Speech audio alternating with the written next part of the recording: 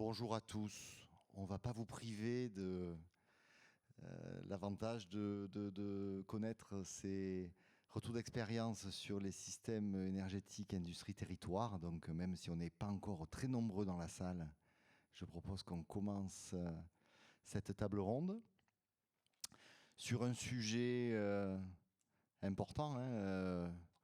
Vous avez sûrement, en suivant l'actualité sur les enjeux de la transition énergétique, vu que ces derniers mois, il y avait la question de la décarbonation de l'industrie était à la une des journaux, de manière très médiatique avec l'invitation à l'Élysée des 50 responsables des sites les plus émetteurs, et puis avec tout un tas de dispositifs au-delà de ça, des feuilles de route qui se construisent. Et puis, comme vous le savez sûrement, cette démarche-là, elle s'inscrit aussi, comme on dit maintenant, dans les territoires. Et il y a des enjeux de mutualisation, de synergie entre industriels et au-delà, au niveau des territoires, qui sont importants pour réaliser la transition énergétique. Donc on a la chance ce matin d'avoir 4 intervenants qui ont une connaissance de terrain, j'allais dire, de ces sujets-là. Certains qui sont encore en construction, en émergence. Et donc c'est particulièrement intéressant de partager ces retours d'expérience pour voir quels sont les axes d'accélération sur ces enjeux. Donc, sans ordre, je vais commencer de gauche à droite. Donc, nous avons Ludovic Asso, vous l'avez en grand au-dessus, mais ils vont chacun se présenter la structure de manière un peu plus développée. Mais donc, il est le responsable du pôle industrie énergie à la CCI de Nice. Marie-Thérèse Costa, qui est chargée d'études environnement chez Prodarom. Je lui laisserai dire ce qu'est Prodarom. Et puis à ma droite, donc Corinne Ramon-Borde, qui est à la fois directrice générale de Solamat Merex, donc c'est une société qui a des sites à Fos et Rognac, je crois, et qui est par ailleurs, et c'est à ce double titre qu'elle va intervenir, présidente de l'association Pictou, une association d'industriels, elle dira, qui a développé une expérience pratique d'écologie industrielle et territoriale. Et puis, on a le grand plaisir aussi d'avoir Didier Lafaille avec nous, chef du service de prospective et d'innovation à la commission de régulation de l'énergie, puisqu'il le développera. Il y a des enjeux importants en termes d'organisation, de coordination et de régulation, du coup, sur ce thème-là.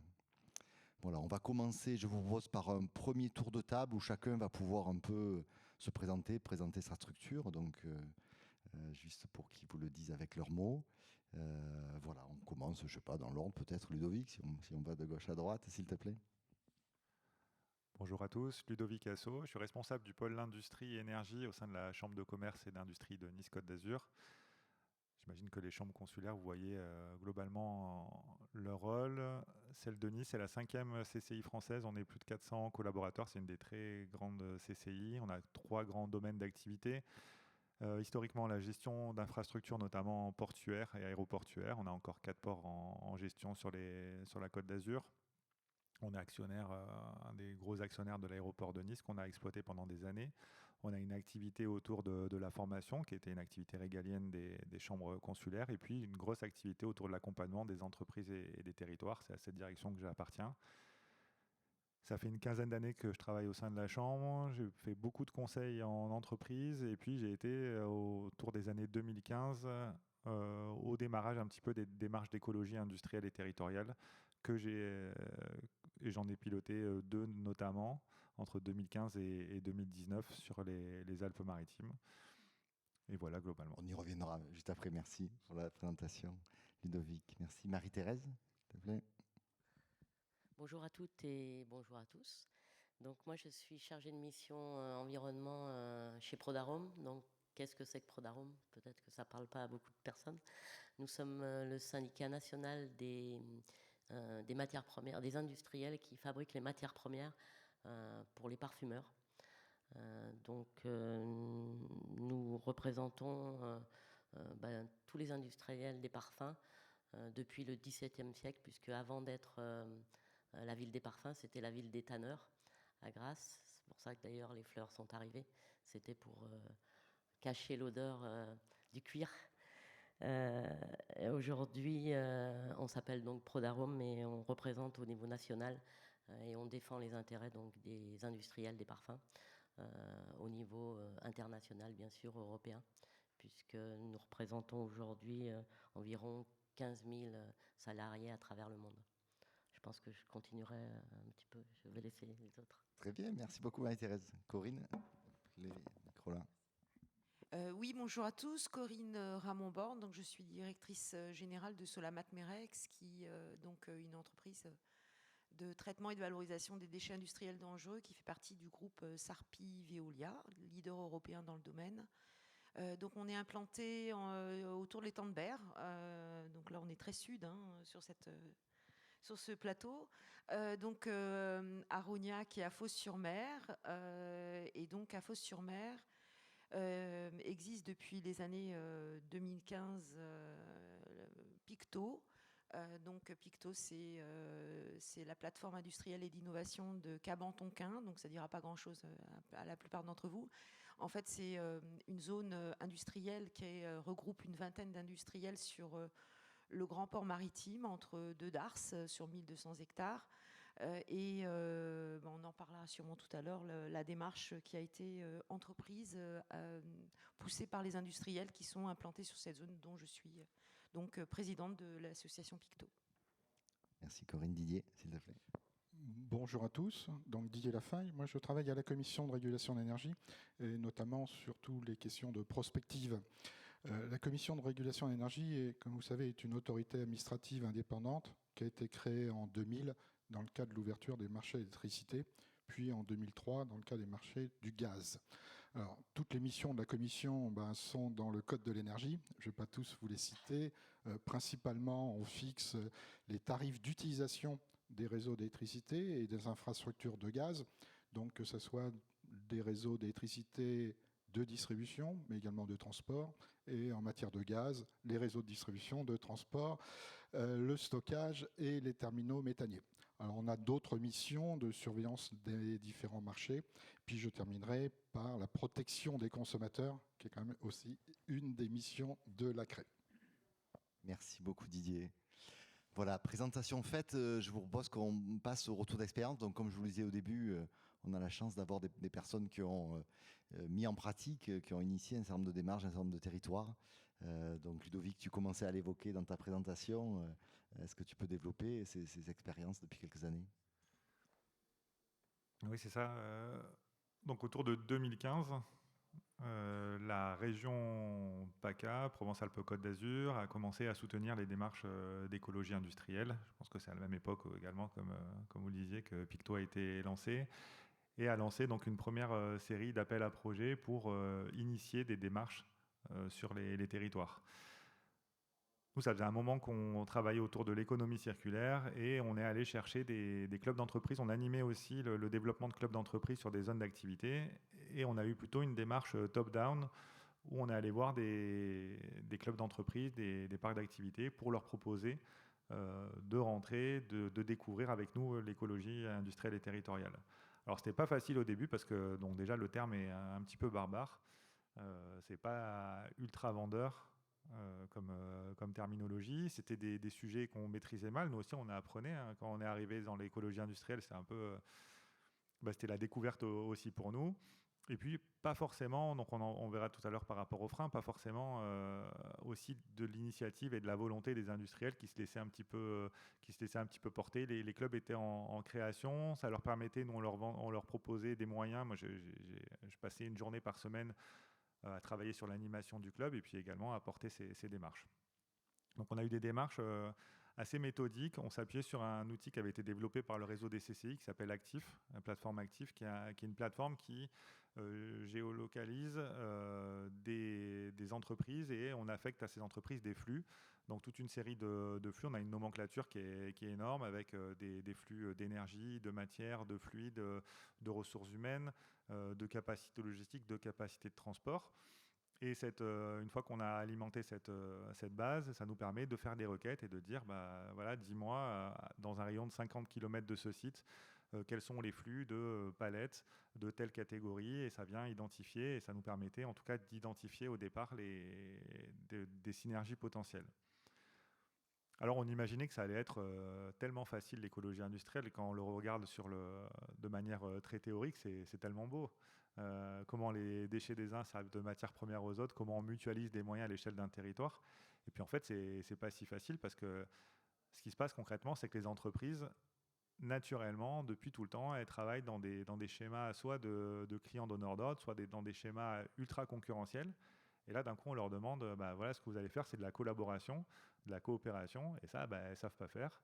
Elles n'ont pas forcément confiance. Et notamment, moi, j'ai animé une démarche sur la filière arômes et parfums. On m'a dit, voilà, les parfumeurs, ils n'arriveront jamais à travailler ensemble. Certaines familles sont parlées du XVIIe siècle. Moi, j'avais deux industriels sur mon parc d'activités. Ce sont deux familles historiques de l'arôme et parfum. Les deux chefs d'entreprise se haïssaient spontanément de génération en génération sans même se connaître. Et c'est autour d'un... Alors, on a fait beaucoup d'animations, des soirées, des after-work, et c'est autour de la gestion d'un projet qui se sont rencontrés, qui ont échangé des cartes. Et en fait, c'était peut-être depuis plusieurs générations qu'ils ne s'étaient pas échangé des cartes, parce que voilà, il y avait cette espèce de méfiance qui s'était installée au fil des siècles.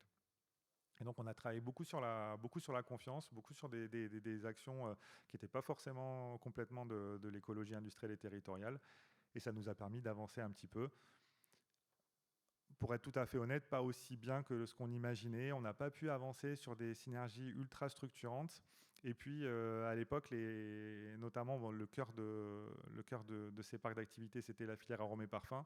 Ils n'étaient pas encore prêts, je pense, à mutualiser vraiment des choses très, très, très, très impactantes, comme vous avez pu le faire sur Picto. Et là, par contre, j'espère en tout cas que c'est en train de changer, mais peut-être que tu pourras peut-être en parler un petit peu. Super transition, merci Ludovic. Il m'aide beaucoup. Marie-Thérèse, effectivement, les dernières nouvelles alors des rapports entre ces deux familles? Je ne serais pas tout à fait aussi pessimiste que Ludovic là-dessus, puisque moi j'ai été embauchée en fait en 2011 pour mettre en place un travail collaboratif avec les industriels des arômes et parfums. Mais peut-être que c'est plus facile pour un syndicat que pour une CCI à l'époque. Donc on a vraiment mis en place une gestion collective de déchets, sur des déchets non dangereux pour commencer. Donc au sein on va dire des adhérents Prodarome, il faut savoir qu'on a quand même 74 adhérents au sein de Prodarome, c'est-à-dire pratiquement tous les producteurs de parfums. Et cette gestion collective, elle n'a pas été facile quand même à mettre en place, je le reconnais. Déjà de mettre autour d'une table tous les responsables HSE des entreprises et justement qu'ils se parlent, ça a été une grosse gageure. Depuis, ça fonctionne. On a réussi donc à collecter, à mutualiser ces collectes pour permettre justement aux petits industriels comme aux plus gros de bénéficier des mêmes avantages. Donc ça a été la première initiative, on va dire, au niveau de l'EIT. C'était 2012, donc on n'était pas en retard quand même. Et on a continué. Donc, on a même été un petit peu plus loin. On est parti aussi grâce à l'ADEME, l'ADEME, la région, qui nous a aidés aussi. On a pu partir aussi sur l'upcycling du déchet. Donc, qui est quand même ce qu'on recherche le plus possible, c'est de ne pas faire d'un déchet un nouvel objet. Donc ça, on a beaucoup travaillé là-dessus. Et aujourd'hui, on est assez fiers de ce qu'on a accompli. On a bien sûr, par le biais de ce copil déchets, on va dire, chez Prodarome, pu sensibiliser aussi tous les collaborateurs. Donc ça, c'était une très belle aventure. D'ailleurs, on a participé en 2015 aux assises de l'économie circulaire. Donc voilà, pour vous montrer qu'on était quand même présent, malgré les concurrences qu'il peut y avoir entre les différents industriels. Et du coup, on continue grâce à la CCI aussi, qui nous a permis d'être aujourd'hui ici avec GRDF, puisque on est en train de créer une étude, de créer un consortium justement pour travailler ensemble. Donc non seulement les industriels, mais d'autres partenaires. Donc on est assez content et peut-être que je vais m'arrêter là. Donc juste une question en rebond par rapport à ce que tu disais. Tu parles de collecte des déchets Oui. en termes de valorisation et vraiment de circularité. Est-ce qu'il y a quelque chose qui a pu être mis en place pour ce que disait Ludovic en disant les déchets des autres sont les ressources des... Ouais, c'était vraiment notre priorité, c'est de faire de l'économie circulaire. Ouais. Donc quand on a sélectionné les prestataires, notamment par exemple pour les palettes, qui est soi-disant le plus facile, mais pas si facile que ça, on a choisi, donc tous ensemble, hein, bien sûr, Ouais. un prestataire local, pour ceux qui connaissent la région sur Saint-Janet, et qui allait un peu plus loin que broyer les palettes et en faire de l'énergie, mais vraiment réparation.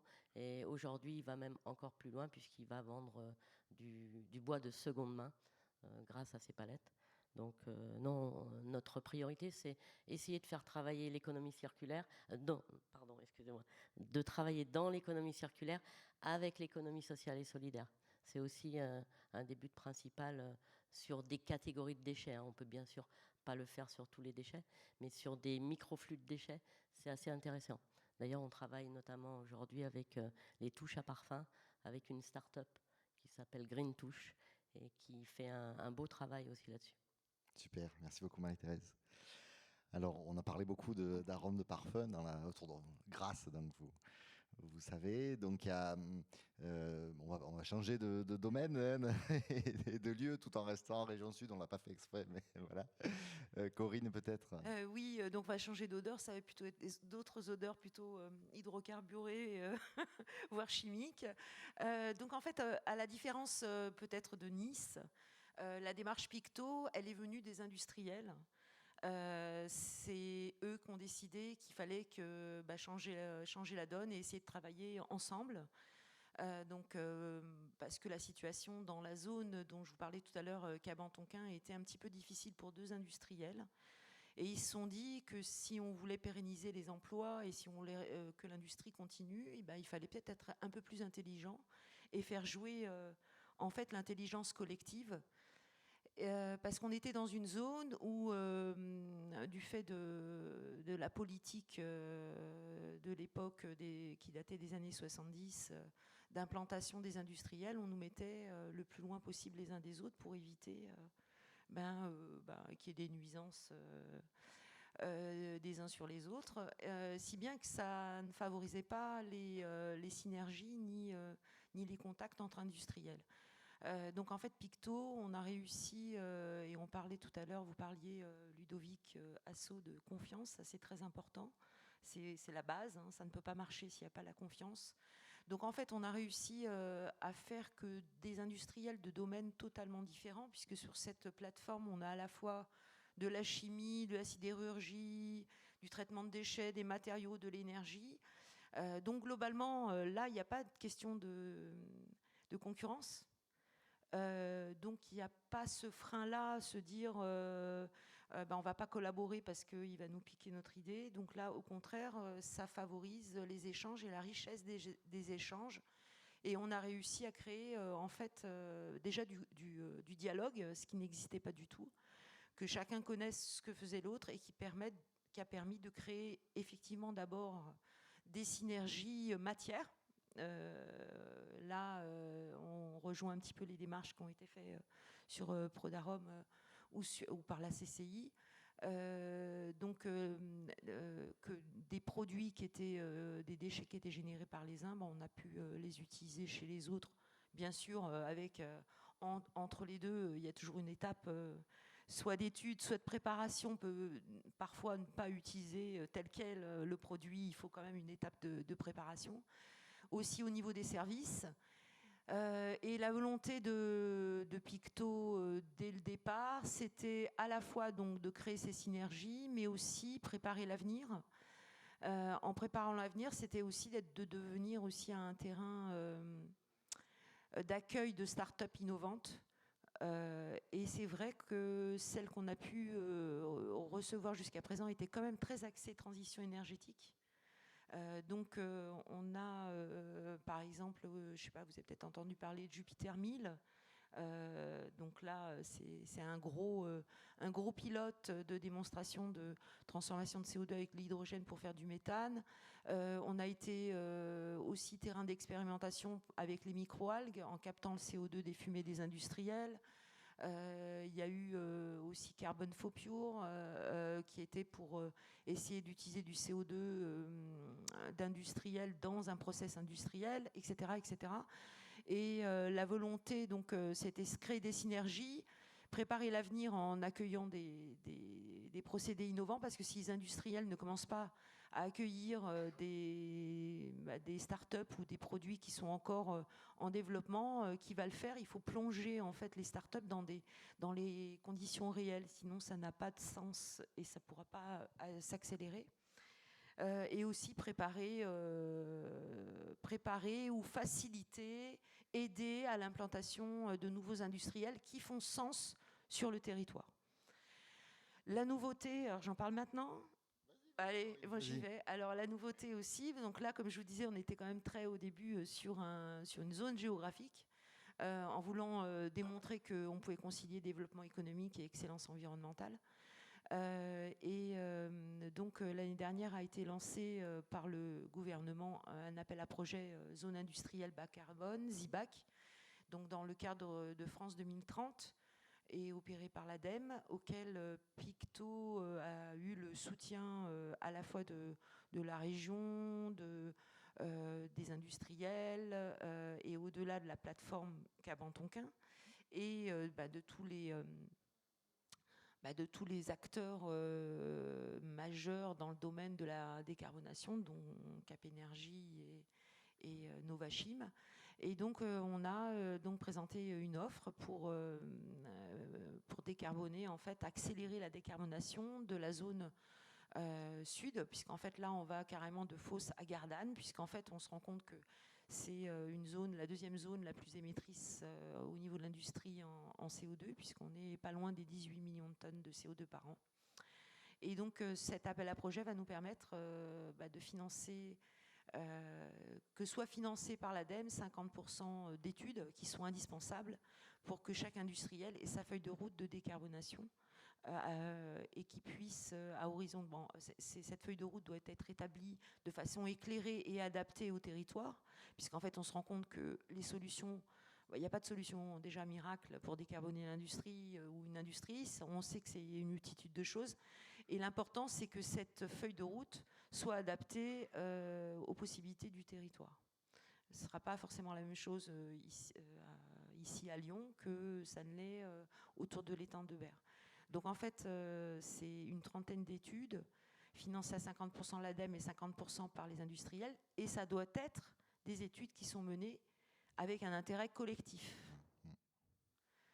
Donc ça ne peut pas intéresser, une étude ne peut pas intéresser un seul industriel. Et donc c'est vraiment le changement dans les réflexions, c'est que maintenant on doit raisonner collectif et local. Et donc on parle beaucoup de système énergétique. Donc un des blocs importants dans ces études, c'est ce que nous on appelle le bloc 1, c'est tout ce qui est vecteur énergétique.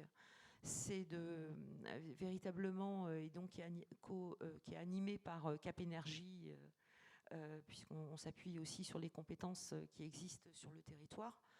Et donc en fait, c'est vraiment de se dire, déjà faire un état des lieux, et dans toute démarche de système énergétique, il faut d'abord commencer par la sobriété.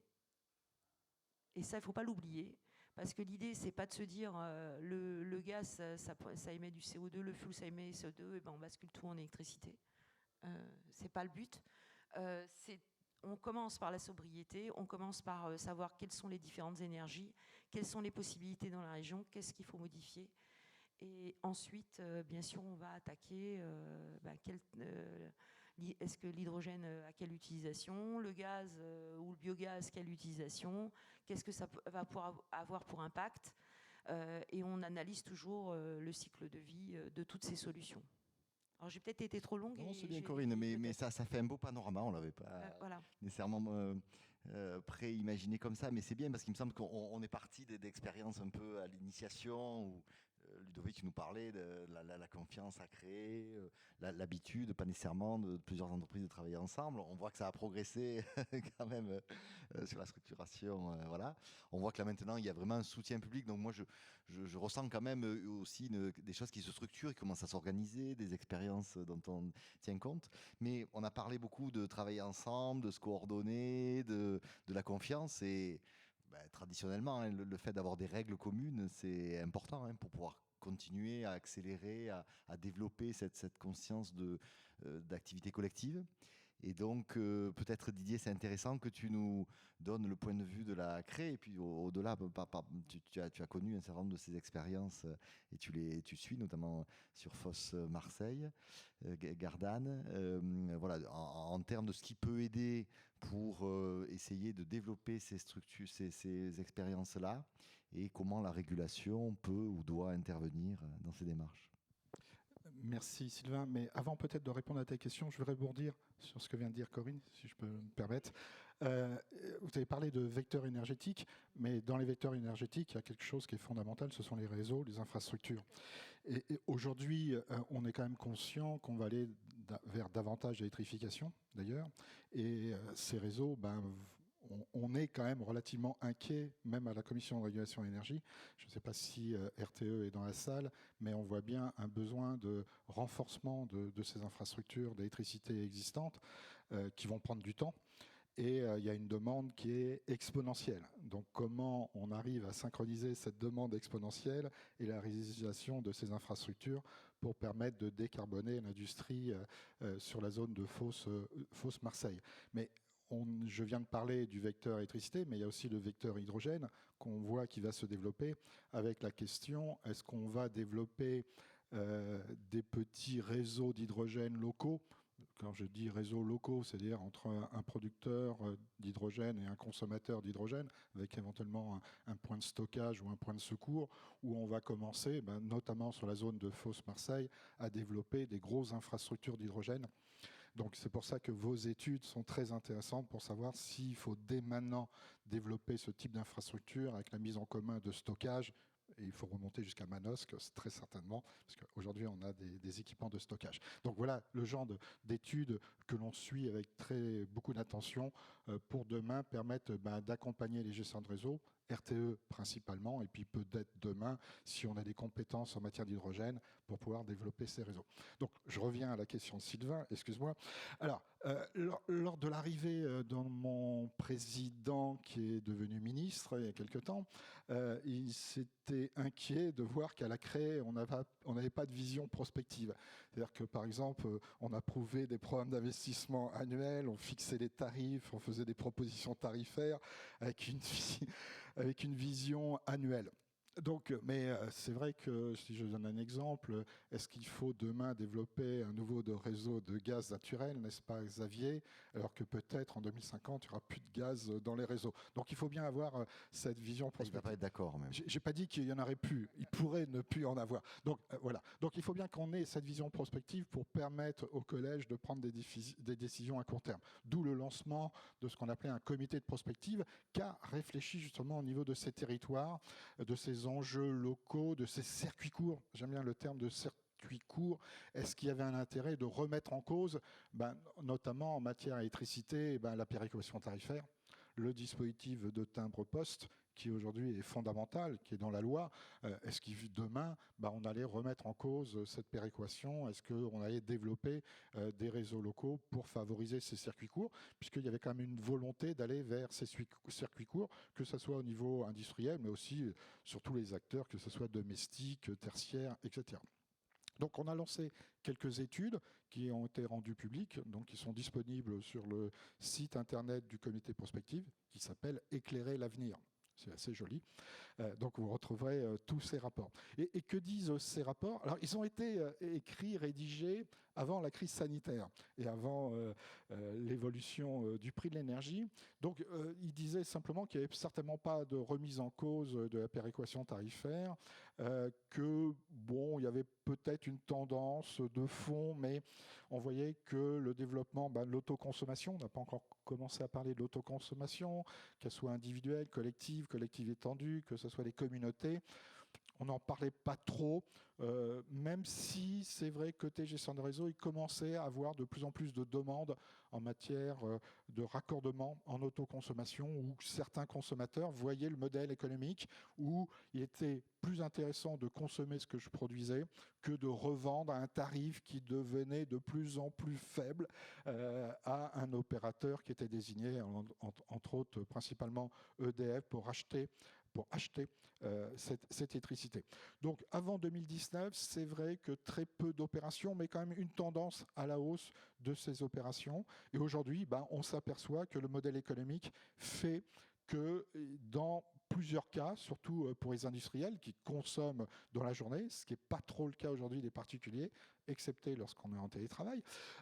Mais c'est vrai qu'il y a certainement un intérêt à produire localement et à favoriser ces circuits courts, pour différentes raisons, mais surtout d'un point de vue économique. Donc après, comment on accompagne ces circuits courts? Est-ce que ça remet en cause la régulation? Bien entendu, on y a travaillé. On a mis en place ce qu'on appelle un TURP spécifique pour accompagner des opérations d'autoconsommation collective, qui n'est pas utilisé, malheureusement, pour plusieurs raisons. Je veux dire, je ne sais pas s'il y a des fournisseurs dans la salle, mais les fournisseurs d'énergie n'ont pas joué le rôle. Leur rôle, c'est qu'ils voyaient d'un mauvais œil l'arrivée de ces opérations. Oui, c'est toujours de la fourniture en moins que je vais pouvoir livrer à mon client. Donc, c'est comme si vous demandez à un pétrolier, c'est pareil. Ce que veut le pétrolier, c'est vous alimenter. C'est pas de mettre en place un régulateur dans votre véhicule pour moins consommer. C'est un petit peu pareil. Donc, c'est vrai que les fournisseurs n'ont pas joué le jeu, mais quand même, ces opérations aujourd'hui sont lancées. C'est vrai sur les opérations d'autoconsommation individuelle, autoconsommation collective, et très peu aujourd'hui sur ces communautés qui ont un intérêt, et j'y reviendrai dans un deuxième tour de table, c'est avec la vision multifluide. Ces communautés ont un intérêt si, au niveau local, on est capable de produire de la chaleur à partir des déchets, de produire peut-être du biogaz, et puis bien entendu de l'électricité, et puis de regarder à quel moment je dois consommer, éventuellement stocker ou revendre cette énergie produite localement. Donc là, il y a quand même un intérêt à accompagner ces opérations qui se développent. Et puis dans un deuxième tour, je parlerai des couplages. Très bien. Qui sont très importants. Je vous propose qu'on fasse un petit tour de prise de parole dans la salle, voilà, pour qu'on ait quand même l'occasion d'un dialogue. Et après, on finira par une conclusion de chacun des intervenants. Est-ce qu'il y a, voilà, je vois qu'il y a des mains levées et il y a des micros normalement qui arrivent. N'hésitez pas. C'est important qu'on puisse interagir, voilà, pour préciser s'il y a besoin de certains points. Et puis pour qu'on puisse intégrer aussi les témoignages et l'expérience que vous pouvez avoir dans la salle. Merci. Oui, bonjour. Un éclairage régional Auvergne-Rhône-Alpes. Olivier Gillet, ADEME Auvergne-Rhône-Alpes. Alors j'ai été en charge de IT, même si ce n'est plus le cas, et je rejoins à peu près tout ce qui a été dit dans la chronologie. Aussi bien au démarrage, c'était quand même assez compliqué. C'est encore toujours assez compliqué. Je ne vais pas parler trop de matière et de déchets, puisqu'on est plutôt sur le système énergétique. Mais c'est vrai que c'est souvent difficile de faire travailler des entreprises qui soient concurrentes, même si l'intérêt, c'est que là, les process sont souvent un peu similaires et donc on a plus de volume potentiel qu'on pourrait mutualiser. En revanche, les entreprises, notamment industrielles, effectivement, elles reçoivent quasiment toutes des palettes. Donc elles ont du bois, elles ont des emballages, plastique, carton, évidemment, des éléments de calage très souvent. Et si on a une dizaine, une vingtaine, une quarantaine d'entreprises, effectivement, elles ont ce type de déchets qui est massifiable et éventuellement valorisable, soit collectivement, soit l'une à l'autre. Bon, on se rend compte que ce n'est pas si facile et on se heurte notamment à l'évolution des tarifs de reprise de ces déchets, que ce soit notamment carton ou plastique. L'éclairage plutôt sur l'énergie. J'avoue que c'est vrai qu'Auvergne-Rhône-Alpes est une grosse région industrielle. Je ne connais pas le nombre de zones industrielles chez nous, d'importance, moyenne ou grande. Je suis toujours vraiment surpris du très faible nombre de mises à disposition d'énergie collective sur une zone d'activité, une zone industrielle. Voilà. C'est quand même principalement sur nos zones chimiques, nos plateformes chimiques, mais qui ont un historique de réflexion collective, mais il y a quand même très très peu de production, que ce soit électrique ou thermique, ou de mise à disposition d'énergie en collectif sur des zones, malheureusement. On pourrait imaginer, bien entendu en électricité, on peut imaginer des installations notamment photovoltaïques, voire des éoliennes. Ça peut valoriser une zone et inversement, je trouve. Et puis sur la thermique, il y a bien sûr, on n'en a pas beaucoup parlé, la chaleur fatale qui est déjà disponible, voire bien sûr des chaudières biomasse collectives.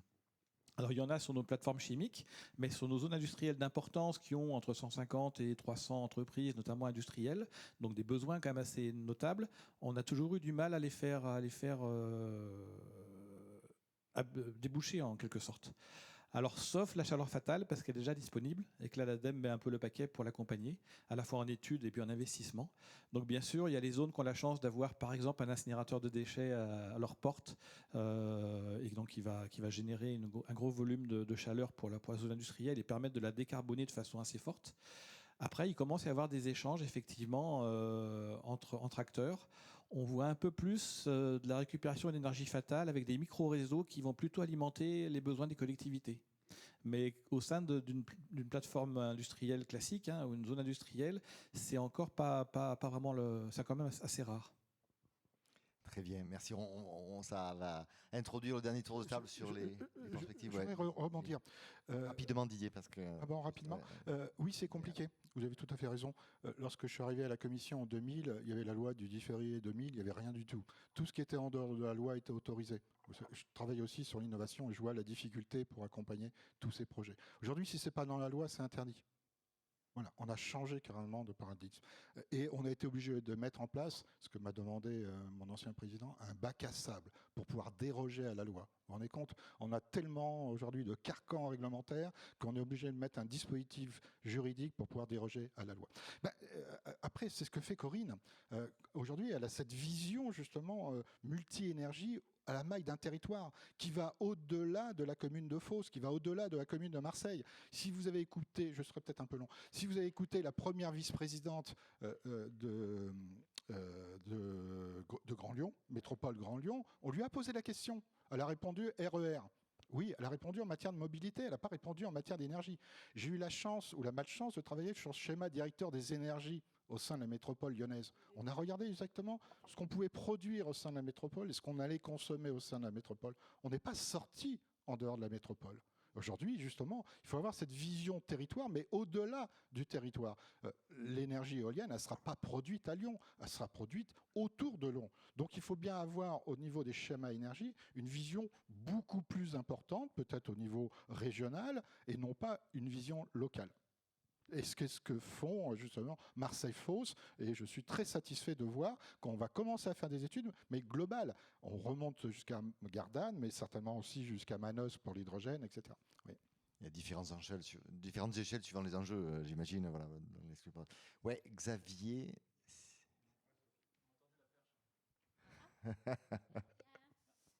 Pas trop long, s'il vous plaît, parce qu'il nous reste juste 5 minutes. Ouais, rapidement, donc Xavier Carlios, GRDF, qui accompagne le développement des réseaux de gaz. Voilà.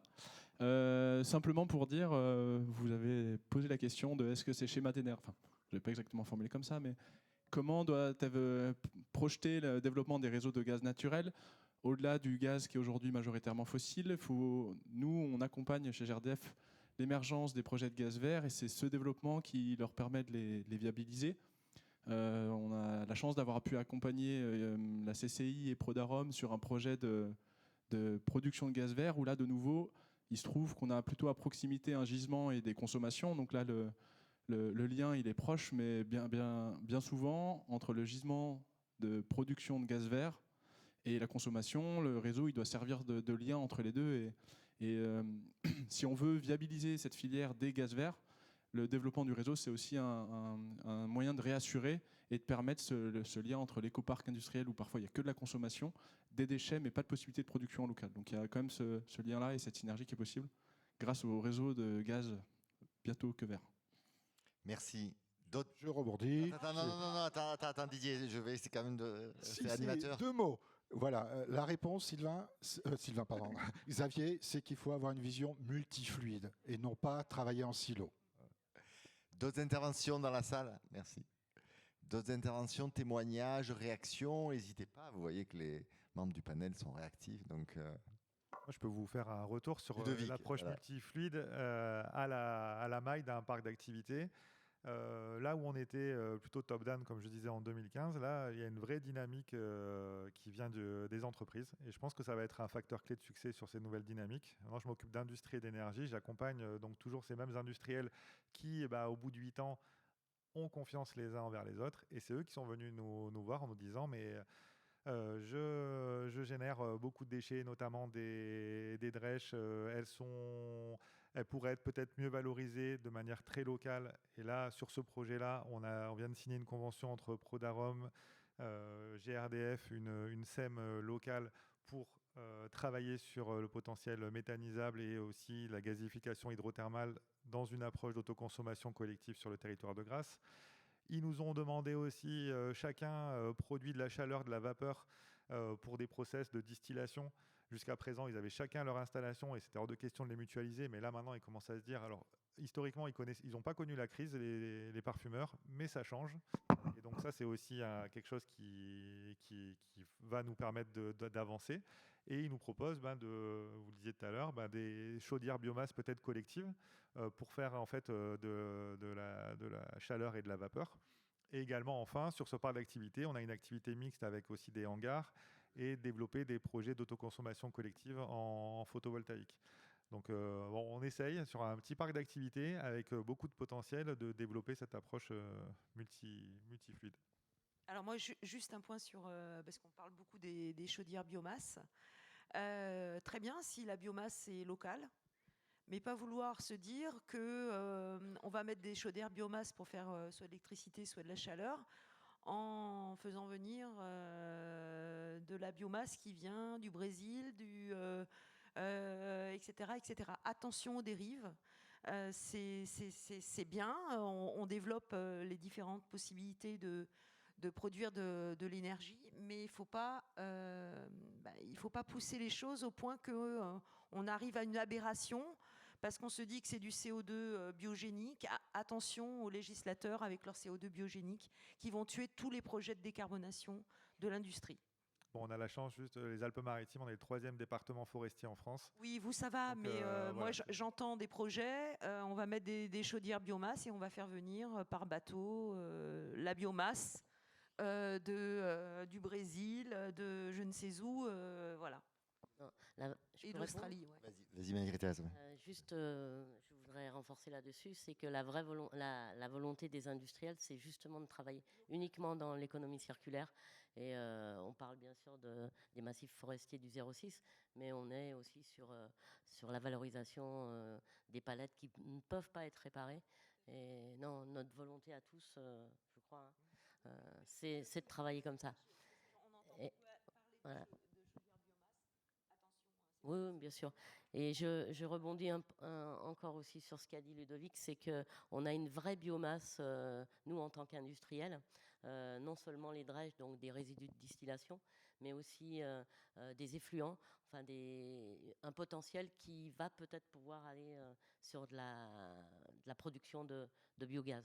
Donc c'est une vraie volonté de la part de tous. Un mot Didier, et après on va faire le tour. Et je n'aurai pas de conclusion. Allez. Non, je voulais revenir sur les circuits courts et le multi-énergie, multifluide. Je vais vous donner un exemple. On a travaillé sur l'hydrogène. D'ailleurs, le rapport il a été rendu public également sur Éclairer l'avenir. On parle beaucoup du verdissement de l'hydrogène. Il faut verdir justement l'hydrogène. Vous savez qu'aujourd'hui, l'hydrogène est principalement produit en France à partir de méthane, par vaporéformage. Donc plusieurs façons de le verdir, soit à la place de mettre du méthane, on met du biogaz en entrée, pourquoi pas, donc on est toujours dans un circuit court, ou soit en sortie, on va capturer le CO2. D'ailleurs, c'est une étude qu'on va lancer le mois prochain, au mois de juin, sur la capture, le stockage et l'utilisation du carbone. Donc ça, c'est une solution, mais celle qu'on entend le plus, notamment lors de différents colloques hier et aujourd'hui, c'est les électrolyseurs. Donc beaucoup d'industriels s'intéressent aujourd'hui à cette solution en se disant « je remplace mon vaporéformeur par un électrolyseur ». Très bien, j'aurai de l'hydrogène vert, à condition qu'en entrée de l'électrolyseur, j'ai de l'électricité verte, ou de l'électricité bas carbone, celle du réseau, donc de l'hydrogène rose, on va dire. Donc ça, c'est une solution. Oui, mais je l'ai d'hydrogène. Mais mon vaporaformeur me produisait aussi de la chaleur. Je n'ai plus de chaleur. Donc il va falloir que je produise également de la chaleur. Donc soit avec du biogaz, soit avec de l'électricité, avec ce que vous voulez. Donc il faut également produire cette chaleur. Une fois que j'ai produit cette chaleur, j'espère renouvelable, il faut que j'ai un synchronisme entre la production d'hydrogène et la production de chaleur, parce que les deux rentrent dans mon procédé, dans mon process industriel. Donc je vais devoir prendre en compte le jour où j'ai pas de chaleur, qu'est-ce que je fais? Est-ce que j'ai un secours sur la chaleur? Le jour où j'ai pas d'hydrogène, est-ce que j'ai un secours d'hydrogène? Vous voyez? Donc ça complexifie aujourd'hui tous les procédés industriels avec cette vision malheureusement multifluide qu'il faut bien entendu avoir. Très bien, merci Didier. Donc on voit que c'est un domaine très riche dans lequel il y a plein d'enjeux qui se croisent et qui est encore en évolution. Hein. Il y a eu, me semble-t-il, des progrès. On n'a pas développé l'autoconsommation, ce n'était pas le lieu aujourd'hui, mais il y a quand même des dispositifs maintenant qui permettent l'autoconsommation collective, qui sont régulés, qui ça devient intéressant, Didier l'a dit. Il me semble qu'on a dit aussi que beaucoup, c'était les crises qui aidaient. Alors malheureusement, c'est peut-être l'être humain qui fait comme ça, à passer des caps. Hein. Tu parlais actuellement le parfumeur qui avait une crise. Je crois qu'à l'origine de Picto, tu mentionnais, Corinne, que voilà. Donc c'est aussi des moments où des gens de bonne volonté et comprennent qu'il y a un intérêt à agir ensemble. Voilà, et c'est tout le sens du développement de ces synergies sur les territoires et entre industries. Peut-être parce qu'on arrive à la fin en 2 ou 3 phrases chacun. J'ouvre mon chronomètre. Non, mais sur une idée, avec ce constat-là, donc on a bien partagé sur le constat, on voit que c'est très riche, mais il y a plein d'enjeux croisés pour développer plus ces synergies intelligentes qui fassent du sens pour tous les acteurs et qui fassent du sens globalement, hein, voir la biomasse qui vient de loin, la remarque de Corinne. Pour vous, quel est le levier? Je vais vous demander d'en garder un qui est important dans la période à venir pour développer plus ces synergies collectives à l'échelle du territoire. Ludovic, s'il te plaît. Tu as droit qu'à un levier. Dans le levier, je pense que le rôle des industriels il va être décisif. Le fait qu'ils soient à l'initiative dans un domaine où, malgré tout, même s'ils connaissent un petit peu la crise, ils ont des moyens. La filière arômes et parfums a des moyens d'investir. Ils ont une demande qui est extrêmement forte de leur marché, de verdir leur process. Donc je pense que ça va être, j'espère, au-delà du collectif qu'on a réussi à créer avec Prodarom, GRDF, les institutions publiques locales. Je crois vraiment au rôle des entreprises et à la force des entreprises sur le sujet. D'accord. Marie-Thérèse, comme il a déjà donné ma réponse, je vais en donner une autre. Malheureusement, j'ai envie de dire que le changement climatique et les problématiques d'énergie aujourd'hui, c'est aussi un levier pour aller de l'avant dans l'innovation. Et comme disait Ludovic, les industriels sont prêts. Le prix de l'énergie notamment, ça a aidé là, récemment à permettre de prendre du recul et initier des démarches. Corinne, de ton point de vue? Alors de mon point de vue, il faut que les entreprises c'est bien, les entreprises vont créer le changement, mais que les entreprises qui sont moteurs soient reconnues et qu'il y ait véritablement une valeur aussi, non pas une valeur environnementale, une valeur qui soit réelle, pas avec des indicateurs un peu faussés qui existent actuellement. Donc ça se soit reconnu et que on soit collectivement prêt à payer plus cher quelque chose qui a une meilleure valeur environnementale. Et non pas attendre, parce qu'on parle d'économie circulaire, ou etc., que le produit soit moins cher. Il faut changer, ça a plus de valeur, quelque chose qui a été recyclé que quelque chose qui est neuf. Voilà. Et donc ça, il faut véritablement qu'on arrive à cette notion-là. Et j'en parlais tout à l'heure aussi, que au niveau de la législation, qu'on n'essaye pas d'être avec toutes ces histoires de CO2 biogénique, etc. Ça va tuer beaucoup de projets qui permettraient de réduire le CO2, à vouloir absolument faire mieux que quoi. Le mieux est l'ennemi du bien, quoi. Et ça risque de figer tout projet Et on sait que toute cette évolution, toute cette transition, ça va coûter aussi très cher. Et que globalement, il faudra une association des industriels et des collectivités et des pouvoirs publics. Alors on tourne autour, on voit que ces notions de valeur, c'est des notions de représentation collective qui sont importantes. Hein. On voit qu'il y a des initiatives et qui font sens à terme, mais aussi évidemment de valeur économique. Et de ce point de vue-là, les dispositifs, les régulations, normalement, ils doivent aider à démultiplier au-delà des initiatives pionnières. De ton point de vue, Didier, en termes de levier, qui permettrait par ces dispositifs, par des régulations, de développer encore plus, qu'est-ce qui te vient en tête ? Bien entendu, il faudra une régulation agile, où on parle même de smart régulation, comme on a parlé de smart grid ou de smart énergie. Donc bien entendu, on accompagnera les gestionnaires de réseau dans ces régulations agiles.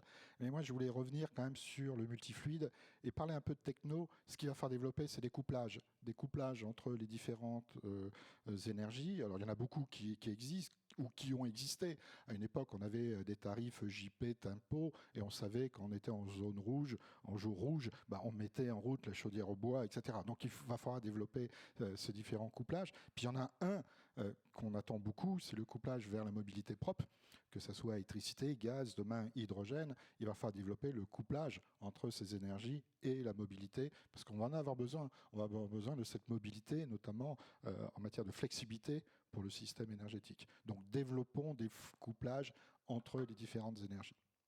Et de l'autre côté, on sera agile en matière de régulation. Super, merci beaucoup de votre écoute. À très bientôt sur les travées du salon. Bonne suite de journée. Au revoir.